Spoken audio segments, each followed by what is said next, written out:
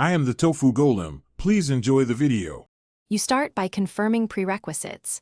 Servers and region must match your account, and your PC needs up-to-date drivers. Once done, run Valorant as administrator and verify files in the Riot client to repair corrupt data.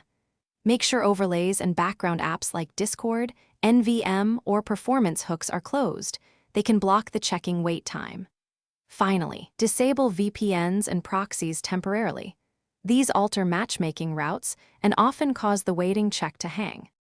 Next, focus on network stack and services. You should reset WinSock and flush DNS with elevated commands to clear stale routing. This often restores proper server handshakes.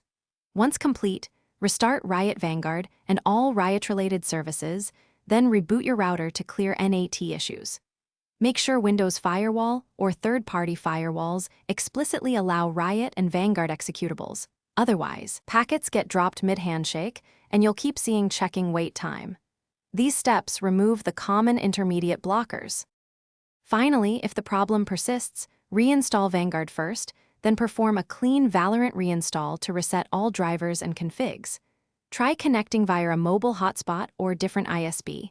If that succeeds, the issue is likely your ISP or router settings. Make sure to collect Riot client and system logs before contacting support. These logs speed diagnosis. One key troubleshooting tip: if you still hit checking wait time, capture logs and try a clean boot to rule out background software conflicts before. Thanks for watching. Consider subscribing if we helped you today.